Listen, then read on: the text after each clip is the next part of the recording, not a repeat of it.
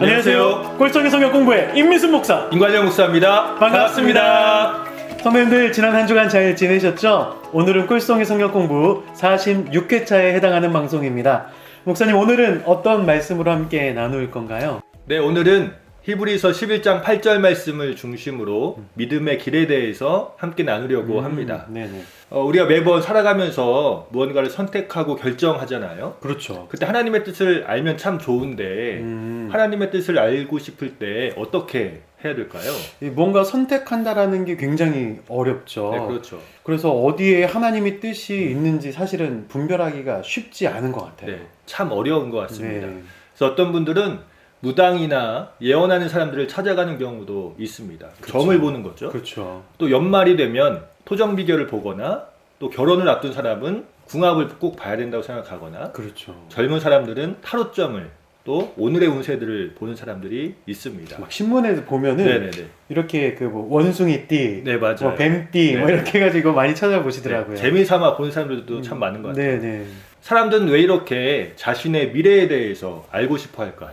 아마도 자기가 살고 있는 그 삶에 대한 뭔가 만족이 안 되고 네. 불안하기 때문에 미래에 확실한 무언가를 듣고 싶어하는 그런 욕망 때문에 그런 거 아닌가요? 그렇죠. 지금의 삶에 대해서 만족하지 못하고 자족하지 못하는 마음이 있는 것 같습니다. 아, 그렇죠. 염려와 불평이 있는 것이죠. 음, 또 하나님께서 우리 삶을 선하게 인도하실 것이라는 선한 목자 되신 하나님을 신뢰하지 못하는 마음이 담겨져 있습니다. 아, 그거 불신앙이네요. 네, 그렇습니다. 네. 하나님을 믿지 못하는 불신앙, 우상숭배가 그 마음에 담겨져 있는 것이죠. 그러면 목사님, 어떻게 해야 하나님의 뜻을 알고 또 네. 바르게 믿음 생활을 할 수 있게 될까요? 우리가 알아야 하는 믿음의 길에 대한 중요한 핵심은 미래를 확실히 알 수 없다는 것입니다. 하나님께서는 우리의 미래를 정해놓고서 우리를 인도하지 않으십니다. 한 번에 한 걸음씩만 인도하시죠.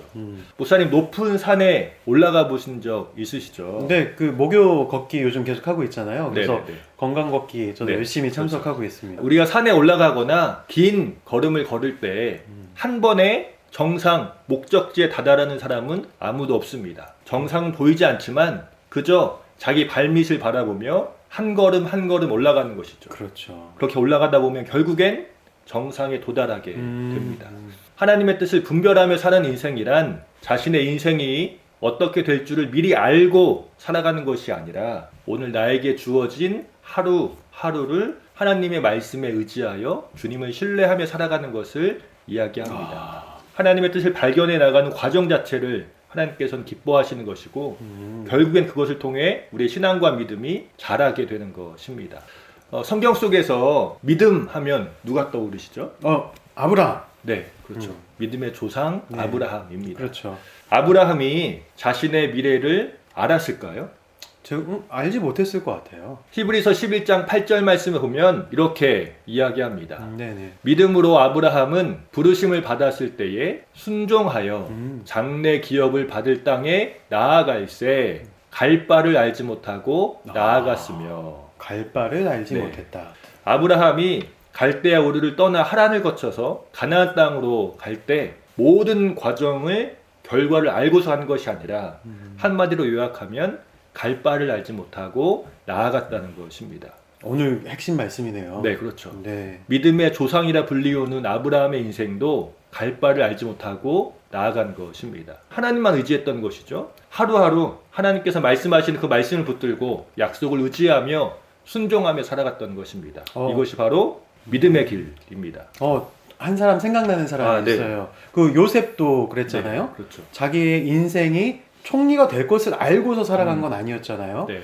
그 형들에게 팔릴 거라는 거, 그리고 보디발의 노예가 되었을 때도 억울하게 누명 쓰여서 감옥에 갇혀갔을 때도 아마도 절대로 그 미래를 알지 못했을 거예요. 네, 요셉이 갇혀 있으면서 나는 몇 년 후에 총리가 될 것이다, 감옥을 나가게 될 것이다, 뭐 이런 사실을 전혀 모르지 않았을까요? 그렇죠. 요셉은 20대의 모든 시간을 노예로 살았고 감옥에서 죄수로 살았습니다. 앞이 정말 깜깜했을 것 같아요. 갈 바를 전혀 알지 못했습니다. 그런데 요셉이 훌륭한 것은 하나님이 살아계시며 자신의 인생을 인도하고 계시다는 것을 신뢰하고 믿었던 것이죠. 그렇죠. 자신의 미래가 불투명하고 어떻게 될지 모르기 때문에 더욱더 하나님을 의지하며 깊은 교제의 시간을 갖는 것입니다.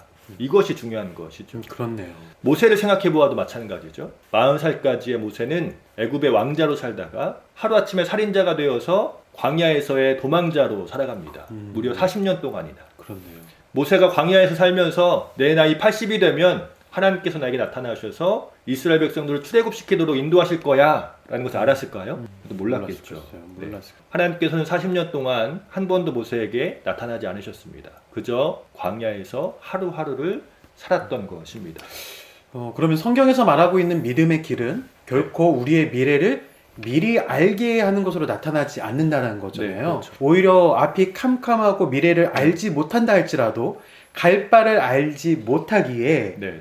우리로 하여금 더욱더 주님을 신뢰하게 하고 더욱 기도하게 하면서 주님과의 사랑 속에서 오늘 하루하루를 살아가게 하는 것이 하나님의 뜻이라는 네. 거죠. 마태복음 6장 34절에 이런 말씀이 있어요. 그러므로 내일 일을 위하여 염려하지 말라. 내일 일은 내일이 염려할 것이요 한날의 괴로움은 그날로 족하니라. 우리에게 내일을 허락하시는 것은 하나님이시잖아요. 그렇죠. 이것은 하나님께서 염려하실 일이지 내가 염려할 것이 아니다 라는 말씀입니다. 그러기 우리는 나에게 주어진 오늘 하루를 주님의 사랑과 은혜 안에 머물며 신실하게 살아가는 것입니다. 아멘. 우리 인생 가운데 가장 큰 복이 바로 여기에 있는 것 같아요. 주님을 의지하며 주와 동행하며 살아가는 것 자체가 하나님의 큰 복입니다. 우리를 선한 길로 인도하실 것이라는 하나님을 신뢰해야 하고, 그렇지 못하기에 무당을 찾아가기도 하고 점을 보기도 하고 우리의 미래를 알고 싶어 하는 것이죠. 바로 불신앙이고 우상숭배의 죄입니다. 그러면은 어떤 만약에 결정을 내려야 되는 순간에 우리는 어떻게 해야 될까요? 하나님께서 우리에게 이미 선한 양심을 주셨고요. 지혜와 지식을 주셨고, 그러니까 지, 정, 의를 주셔서 우리로 하여금 하나님의 뜻을 분별하며 살 수 있도록 하셨습니다. 하나님께서는 그래서 우리에게 주신 이 지정의를 통해서 자신의 삶을 선택하며 결정하도록 하셨습니다. 때로는 비록 실수할 수 있고 잘못된 결정을 내려서 시행착오를 겪을 수도 있지만, 중요한 것은 하나님께서는 이 모든 것을 다 합력하셔서 선을 이루십니다. 우리는 그것을 믿고 신뢰하는 것이죠. 아멘. 중요한 것이 오늘 하루 나에게 주어진 시간을 주님의 말씀 가운데 주와 교제하며 신실하게 살아가는 것입니다. 목사님 감사합니다. 네. 성도님들, 연말 연시가 벌써 다가오고 있습니다. 우리가 한 해를 지나고 나서 또 다른 한 해를 계획할 때 보면은 뭔가 불투명해서 고민되고 어떻게 살아가야 될지 고민을 하게 되는데, 오늘 말씀을 붙들고 좀 더 자신있게 살아가셨으면 좋겠습니다.